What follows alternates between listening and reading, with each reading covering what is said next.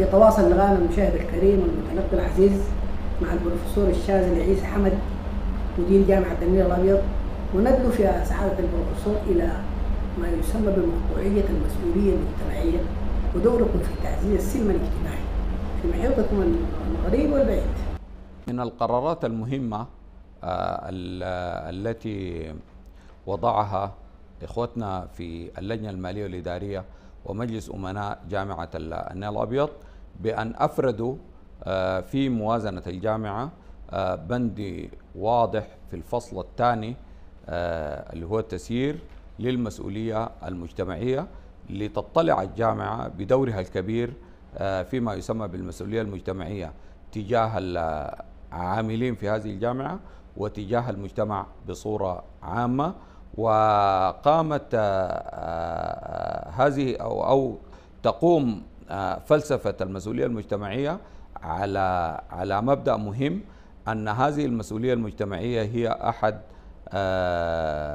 معايير الجودة السبعة في وزارة التعليم العالي والبحث العلمي، وتساءل عنها الجامعة في مسألة الجودة مساءلة واضحة جدا، وتوضع عليها نقاط وتصحح لهذه الجامعة المسؤولية المجتمعية كل عام داخليا فيما يسمى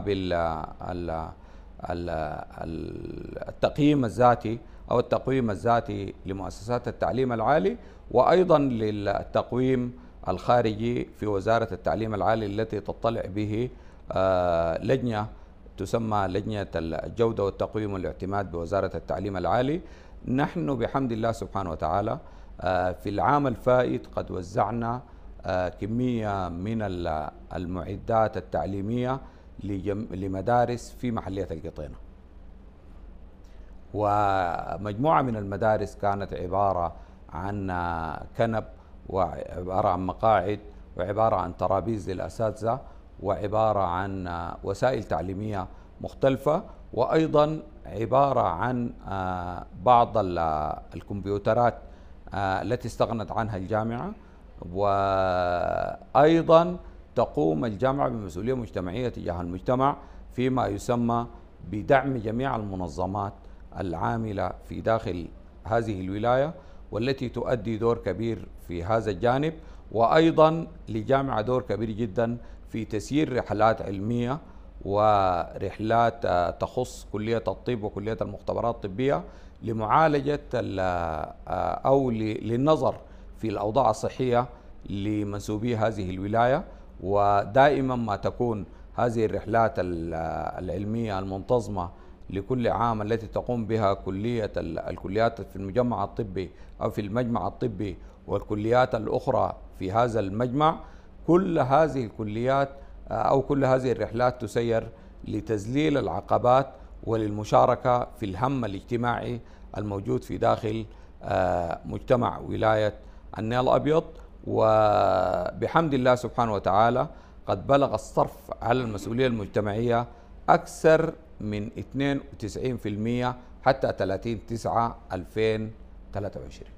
صور نحن كمتابعون نغرز عاليا بنص قاطع أنكم كنتم رواد في جامعة النيل الأبيض، رواد الامتحان الإلكترونيك أو ما سميتموه بالمنصة الإلكترونية، وهذه المنصة هل سعيتم إلى توطينها بشكل عملي حتى أنها تعالج فيها المعالجات؟ ضعنا في أضواء هذه العملية أو ما يسمى بالمنصة الإلكترونية.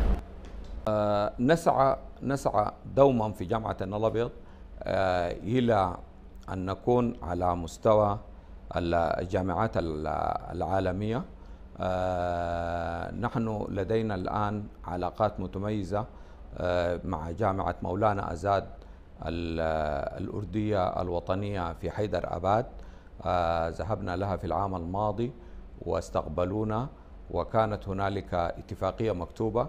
الآن لدينا اتفاقية مع الجامعة الوطنية، اتفاقية مع كلية الأفق، واتفاقية مع جامعة أماسيا بتركيا. والآن لدينا اليوم بنكتب في خطاب لجامعة غينيا الاستوائية للتعاون معها في مجالات كثيرة، ولكن فيما يخص الامتحانات الإلكترونية والمنصة الإلكترونية نحن في جامعة النيل الأبيض وعبر شركتنا في الشارقة قد وفرنا للطلاب أكثر من 300 جهاز تاب للامتحانات الإلكترونية. الآن يمكن أن تشاهد ويمكن أن تصور عبر عبر هذا اللقاء إن شاء الله، وخاصة أنه في امتحان بعد قليل إن شاء الله تشوفوا الطلاب أو تنظروا للطلاب ديل أو تشاهدوا طلاب جامعة النيل الأبيض. كل شخص عنده بدل الكراس عنده تاب، ويتم تصحيح الامتحان اون ذا سبوت بعد نهاية الامتحان مباشرة. الامتحان طبعا الامتحان يتم إلكترونيا ودون مساعدة من الإصطاف أو دون مساعدة من هيئة التدريس. وأيضا لدينا كل كلياتنا أو كل قاعاتنا الآن مغطاة بالوسائل التعليمية المناسبة. وقد استجلبنا الآن من الصين 10 سبورات ذكية للاستعاضة عنها أو الاستعاضة عن السبورات التقليدية التي درسنا فيها درست فيها أجيال كثيرة.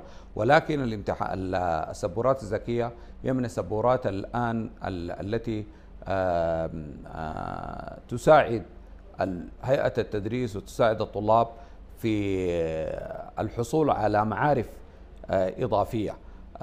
نحن في جانب الامتحانات الإلكترونية الآن تقريبا بنسبة 60% امتحاناتنا في هذه الجامعة امتحانات إلكترونية، وقد ساعدتنا هذه المسألة في تمزيق كثير من الفواتير، فواتير الورق وفواتير المراقبة وكثير من الفواتير التي كانت وأضافت إلينا أعباء أخرى. وإن كانت طبعا بعد هذه الأزمة قد افتقدنا كثير من المعدات في محطة سوبة، ولكن الله سبحانه وتعالى سيعوض هذه الجامعة خيرا وبركة، ولن نألو جهدا في أن نعوض ما فقدناه إن شاء الله في سوبة. بروفيسور الشاذلي، دعنا نتطرق معك في الرؤى المستقبلية للعملية التعليمية في البلاد كلها في ظل هذه الظروف، وحتى ممكن نخرج إلى ما يسمى بما بعد الحرب، مستقبلها فيما بعد الحرب إذا استمرت وفيما بعدها. نثق تماما حقيقة في ظل هذه الظروف في مقدرة علماء السودان ووزارة التعليم العالي بالخروج بالعملية التعليمية من هذا النفق المظلم. ولكن نقول وبصراحة وبقوة أننا نعول كثيرا على التعليم الإلكتروني، وهذا التعليم الإلكتروني الآن الذي يشاهده في المملكة العربية السعودية وفي خارج السودان جامعة الإلكترونية الموجودة في الرياض الآن تؤدي دور كبير جدا عبر المنصات الإلكترونية وتخرج كثير من الطلاب. وبالتالي نحن بجانب الاستقرار العملية التعليمية إن شاء الله هذه الحرب سيخرج منها السودان منتصرا، وستخرج منها القوات المسلحة قوية وعزيزة وشامخة بإذن الله سبحانه وتعالى. ولكن نقول بأن وزارة التعليم العالي وهذه الجامعات ستعوض ما فقدته أو ما دمرته هذه الميليشيا الغاشمة. ولكن لا بد أن تسير هذه العملية مستقبلا جنبا إلى جنب وفقا لهذه المعطيات الجديدة، أن تسير العملية التعليمية وفقا للتعليم الإلكتروني والمنصات الإلكترونية العالمية. في خواتيم الحوار معك دكتور الشاذلي، يسعدنا في النورس نيوز أن نمنحك فرصة رسالتين، الأولى للقيادة والقوات المسلحة، والثانية لطلابكم وأسرهم، رسائل تطمينية. رسالة لقيادة السودان وقيادة القوات المسلحة، نقول وأنا على قيادة هذه المؤسسة، نحن مع القوات المسلحة ومع قيادة السودان قلبا وقالبا ضد أي اعتداء على مقدرات هذه الأمة. ونقول نحن جاهزون الآن بالنفس والنفيس من أجل أن نحمي هذا الوطن العزيز الشامخ، وأن نحافظ على وحدة وتراب هذا الوطن، وأن نحافظ على هذا السودان متماسكا وقويا وشامخا بإذن الله سبحانه وتعالى. رسالتي لأسر الطلاب وطلاب جامعة النيل الأبيض، نقول لهم هذه الجامعة منذ أن نشأت في العام 1999 كانت مستقرة وما زالت، ونأمل من الله سبحانه وتعالى أن تكون مستقرة، وبإذن الله سبحانه وتعالى لا نألو جهدا في أن نحافظ على طلابنا، وأن نحافظ على تربية طلابنا، وأن نحافظ على أن نعطي هؤلاء الطلاب أو نمنح هؤلاء الطلاب المعرفة الحقيقية، وأن نعطيهم أو نعطيهم أكثر مما نملك بإذن الله سبحانه وتعالى. ونقول لأسر الطلاب إن شاء الله هذه الولاية أو هذه الجامعة ستكون منارة وسط هذه الجامعات بإذن الله سبحانه وتعالى.